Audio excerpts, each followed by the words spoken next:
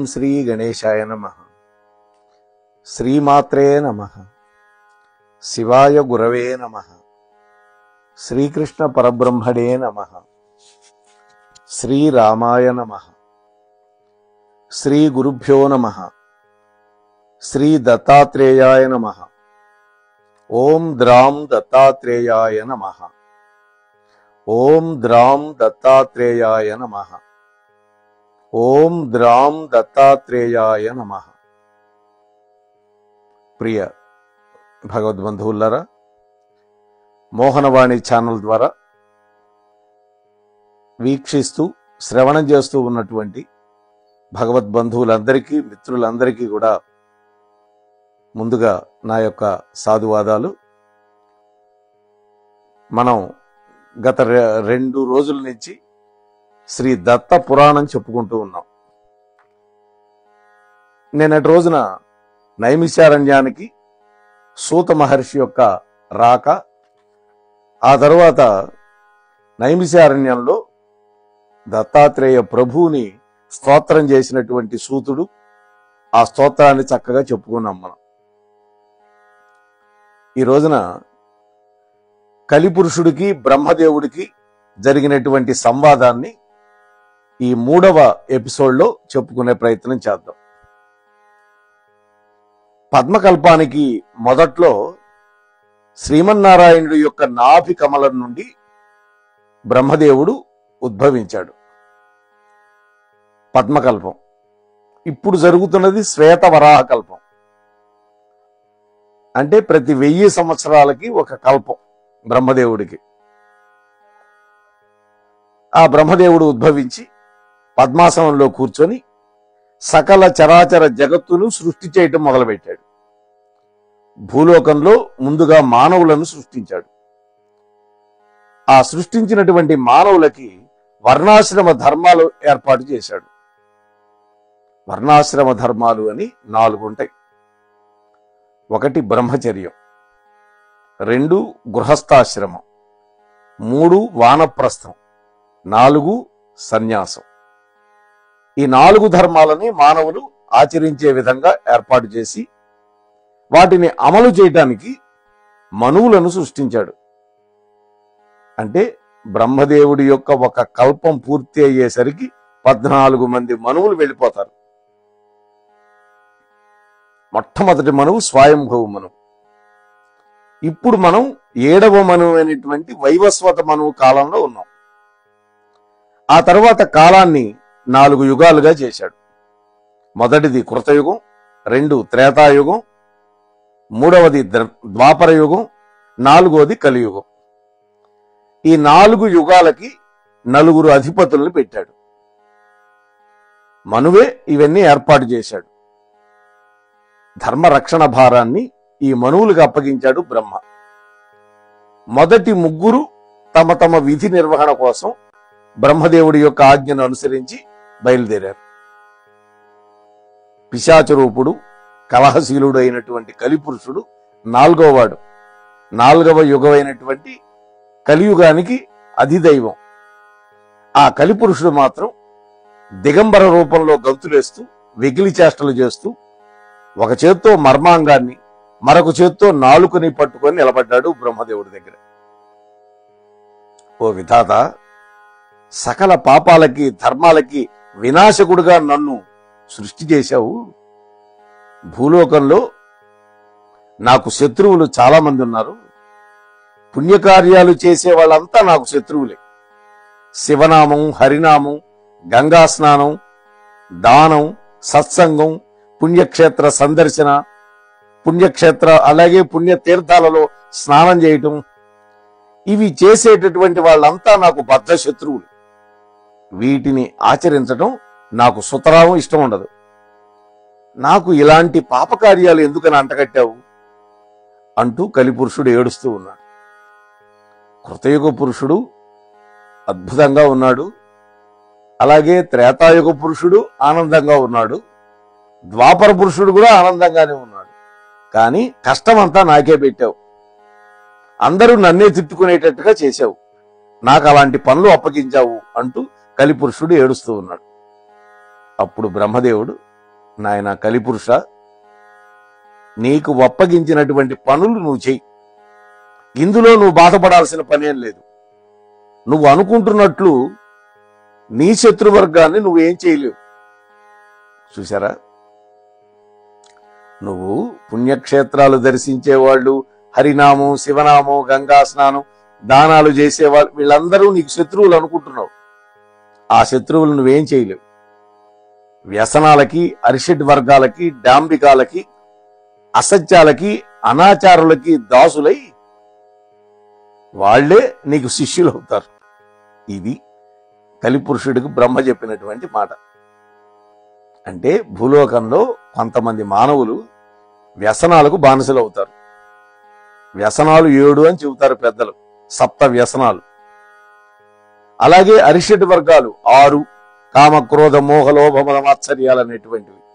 డాంబికాలు, అబద్ధాలు చెప్పేవాళ్ళు, అనాచార పరులు, వీళ్ళంతా నీకు శిష్యులు. వాళ్ళని ఆక్రమించి శిక్షించడం అనేది నీ బాధ్యత. నీ బాధల నుండి తప్పించుకోవాలంటే నువ్వేం చేయాలంటే, మొట్టమొదట మానవులకు 2 మార్గాలు ఉన్నాయి నీ బారిన పడకుండా ఉండాలంటే. మొట్టమొదటిది పురాణ పఠనం, పురాణ శ్రవణం. పురాణం తమకు చేత అయితే చదువుకోవటం, చేత కాకపోతే మహాత్ములు ప్రవచనం చేసేవాళ్ళు చెప్పేది వినడం. ఇక రెండోది గురుసేవ. ఈ 2 చేసేవాళ్ళు మహాత్ములు కలియుగంలో. వాళ్ళ జోలికి నువ్వు వెళ్ళలేవు, వాళ్ళను హింసించలేవు, వాళ్ళ దరిదాపులకు కూడా వెళ్ళటం నీకు సాధ్యం కాదు. మరి గురువులు ఎవరు అంటే, పురాణాలు, వేదశాస్త్రాలు, ఉపనిషత్తులు, ఇవన్నీ ఎవరు వినిపిస్తారో, ఎవరైతే ఇవన్నీ నేర్పిస్తుంటారో తనను ఆశ్రయించిన వాళ్ళకి వాళ్ళంతా గురువులే.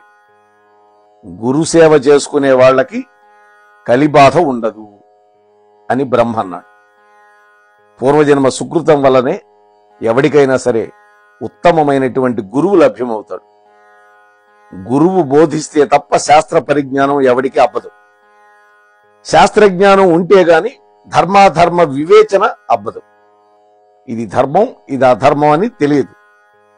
అది గనక అబ్బకపోతే తత్వం తెలియదు. తత్వం తెలియకపోతే ఆత్మజ్ఞానం లభించదు. ఆత్మజ్ఞానం గనక కలక్కపోతే చిట్ట చివరిదైనటువంటి ముక్తి లభించదు. కాబట్టి ముక్తికి మూలం గురువే.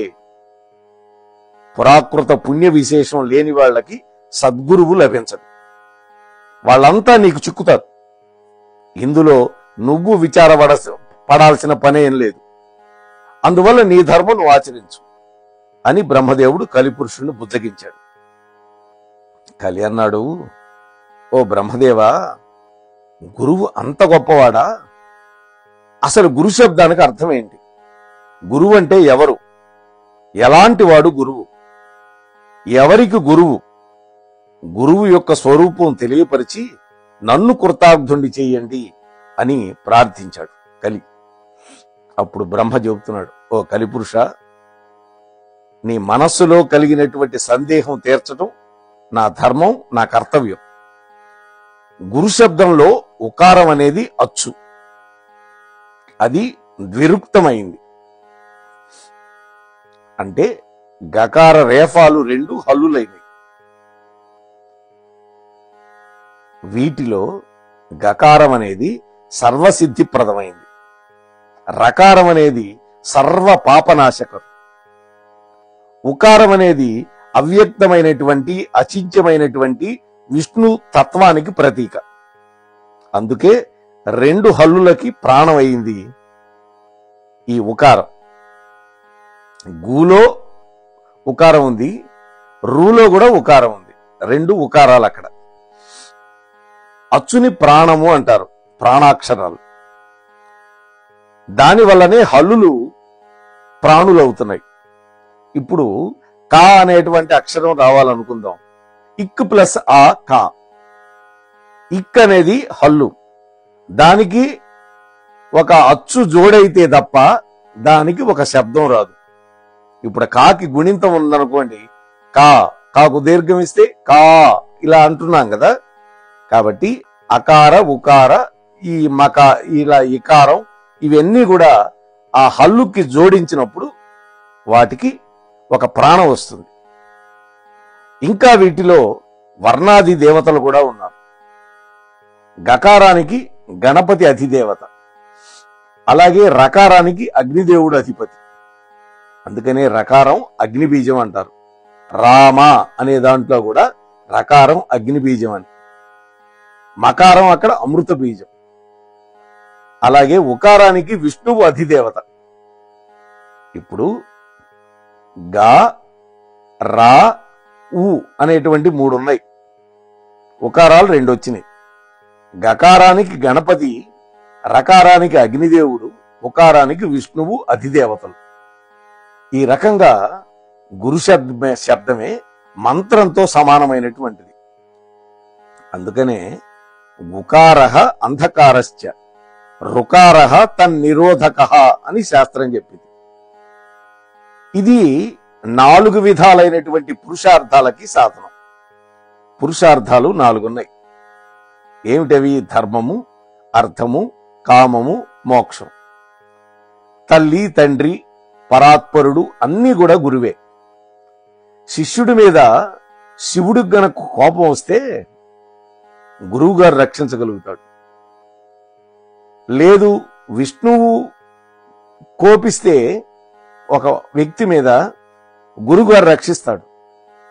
అదే గనక గురువు గారి కోపం వస్తే శివుడు గాని, విష్ణువు గాని, బ్రహ్మదేవుడు గాని ఎవ్వరు కూడా వాడిని రక్షించలేరు.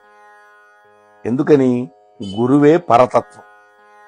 అందుకే మానవుడైనటువంటి వాడు తప్పకుండా గురువుని ఆశ్రయించాలి అని మనకు వేదాలు చెబుతున్నాయి, పురాణాలు కూడా చెబుతున్నాయి.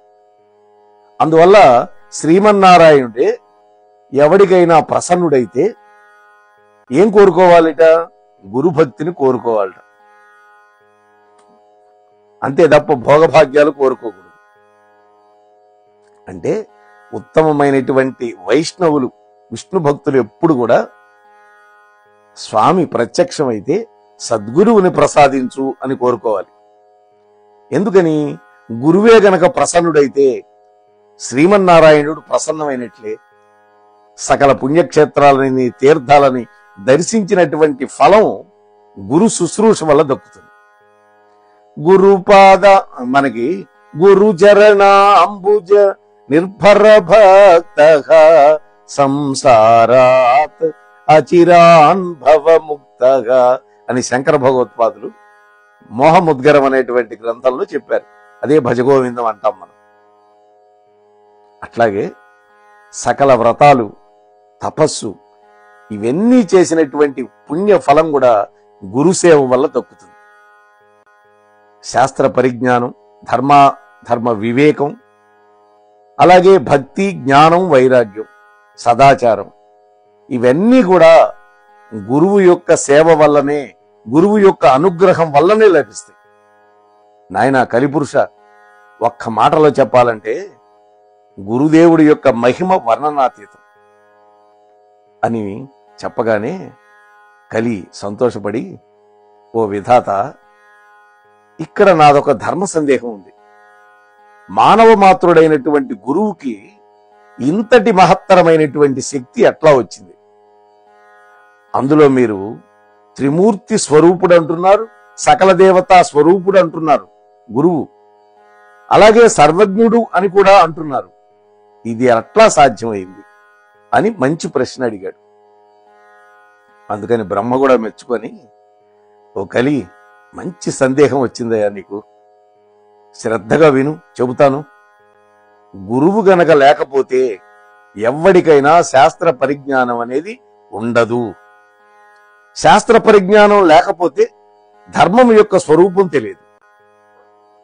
ఇవి తెలియనటువంటి వాడు, ఓ కలి, తప్పకుండా నీ బారి నుంచి తప్పించుకోలేడు. కీలకం అంతా ఇక్కడే ఉంది. గురు మహిమను తెలియచెప్పేటటువంటి ఒకానొక పురాణ గాథ ఉంది. అది నీకు చెబుతాను, శ్రద్ధగా విను. నువ్వు అడిగినటువంటి సందేహాలన్నీ కూడా నీకు తీరిపోతాయి. అని గురువు యొక్క వైభవాన్ని చెప్పటం మొదలు పెడుతున్నాడు. బ్రహ్మదేవుడు, ఓ కలి, పూర్వం అంగిరసుడు అనేటువంటి ఒక బ్రహ్మర్షి ఉన్నాడు. ఆయన బ్రహ్మమానస పుత్రుడు. ఆ మహాత్ముడు గోదావరి తీరంలో ప్రశాంతమైన వాతావరణంలో ఒక ఆశ్రమం ఏర్పాటు చేసుకొని తపస్సు చేసుకుంటూ ఉన్నాడు. ఆయన ఆశ్రమం ఎప్పుడు కూడా మునులతోటి శిష్యులతోటి కలకలలాడుతూ ఉండేది. ఎక్కడెక్కడ నుండో మునులు ఋషులు వచ్చి ఈ అంగిరీశ్వరుని అడిగి తమ తమ సందేహాలు తీర్చుకుంటూ ఉండేవాడు. అంత జ్ఞాని. యోగ రహస్యాలు కూడా చెబుతూ ఉండేవాడు. ఎంతమంది వచ్చినా ఆ ఆశ్రమంలో కందమూలాలు, ఫలాలు, పుష్పాలు వీటి వేటికి కూడా లోటు వచ్చేది కాదు. అంత సమృద్ధిగా ఉండేది. అలా వచ్చిన వాళ్ళలో వేదధర్ముడు అనేటువంటి ఒక ముని ఒక ఆయన ఉన్నాడు. ఆయన పైలుడు అనేటువంటి ఒక మహర్షి కుమారుడు. ఈ పైలుడికి ఋగ్వేదం నేర్పించాడు వ్యాసుడి వారు.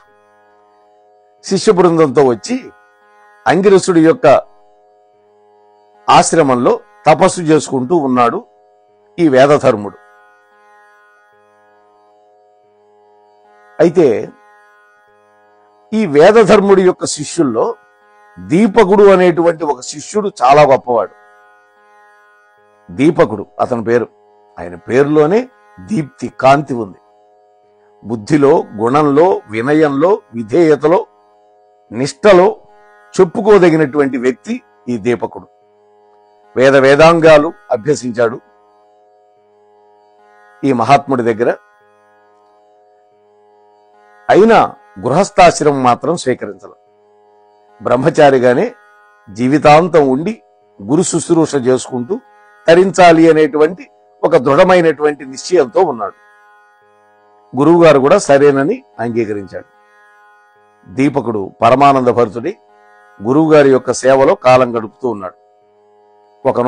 ఒకరోజు ఈ దీపకుడు వేదధర్ముడికి సేవ చేస్తూ ఈ విధంగా అన్నాడు, ఓ గురుదేవా, నాకు ఒక చిన్న సందేహం ఉన్నది, మీరు గనక అడగమంటే అడుగుతాను అన్నాడు. అప్పుడు వేదధర్ముడు, అడుగు నాయనా అన్నాడు. గురువుగా నా కర్తవ్యం నీ యొక్క సందేహం తీర్చడమే కదా, అడుగు నిరభ్యంతరంగా అన్నాడు. అప్పుడు దీపకుడు గురుదేవుడి యొక్క పాదాలు నొక్కుతూ, గురు శిష్య పదాలకి సక్రమంగా అర్థం చెప్పండి అని అడిగాడు. గురువు అంటే ఏమిటి, శిష్యుడు అంటే ఏంటి, ఈ రెండు పదాలకి నాకు వివరంగా అర్థం చెప్పండి అని అడిగాడు. అప్పుడు వేదధర్ముడు ఆనందంతో చెబుతూ ఉన్నాడు, నాయనా, లోకంలో హితం చెప్పిన వాడల్లా కూడా గురువే. అంటే మనకి ఎవరు మంచి చెప్పినా అతను గురువే. ఒక్క అక్షరం పాటి జ్ఞానాన్ని బోధించినా సరే అతడు మనకు గురువే. జీవితంలో ఒక వ్యక్తికి చాలా మంది గురువులు ఉంటారు. దత్తప్రభు కూడా అవధూతగా చెప్పాడు, నాకు 24 మంది గురువులని. వాటి గురించి కూడా మనం కాలక్రమంలో చెప్పుకుంటాం. వాళ్ళల్లో ఉత్తములు ఉంటారు. మొట్టమొదట కన్న తల్లి ఆది గురువు అన్నాడు. ఆ తరువాత తండ్రి మరొక గురువు. అలాగే ఇంటికి పెద్దవాడు కూడా గురువే. అలాగే మేనమామ, పిల్లనిచ్చినటువంటి అత్తమామలు, తండ్రి యొక్క తల్లిదండ్రులు అంటే తాతయ్య బామ్మ, అలాగే తల్లి యొక్క తల్లిదండ్రులు అంటే తాతయ్య అమ్మమ్మ, వీళ్ళంతా మనకు మంచి చెబుతారు కాబట్టి వీళ్ళంతా గురువులే.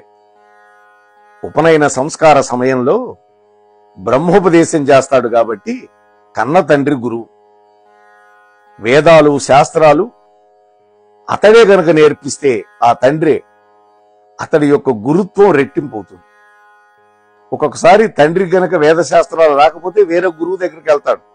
అలా కాకుండా తండ్రే గనక వేదశాస్త్రాలు గనక నేర్పిస్తే ఇంకా ఉత్తమమైనటువంటి గురువు అవుతాడు తండ్రి. అలాగే సంగీతం, శిల్పశాస్త్రం, లౌకిక విద్యలు నేర్పినటువంటి వాళ్ళు ఎవరైనా సరే మనం గురువులుగానే భావించాలి. అంటే మనం బతకటానికి విద్య నేర్పిస్తారు, వాటిని లౌకిక విద్యలు అంటారు. అతడు కూడా గురువే.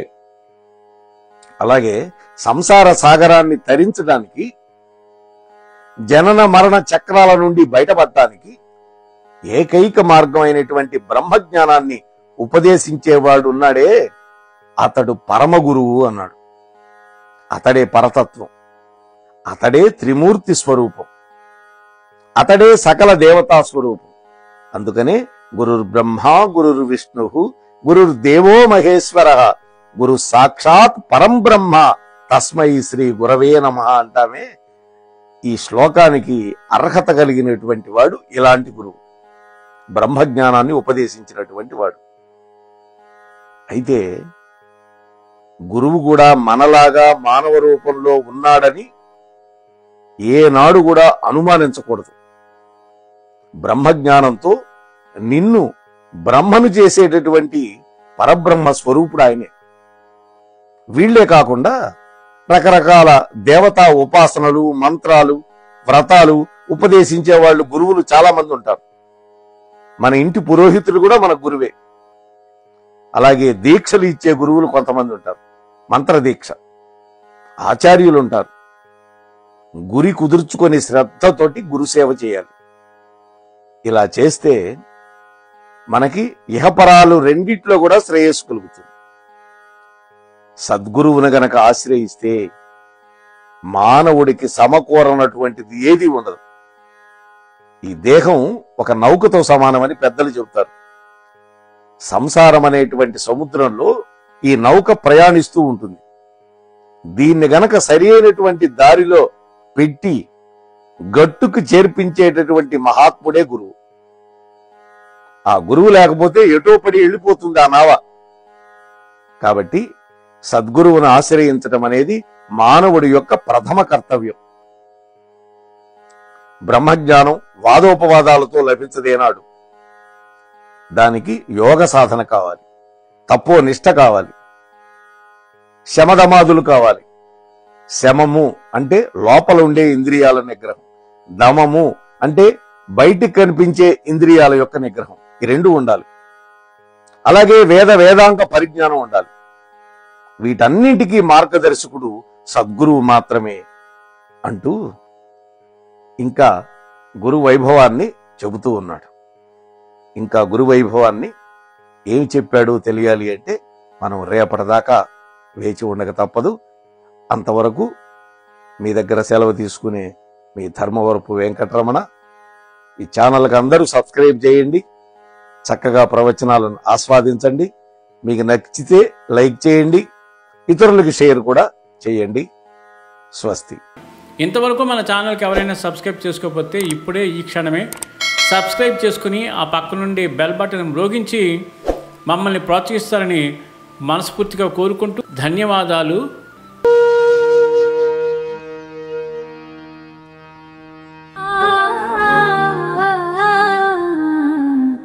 మోహనవా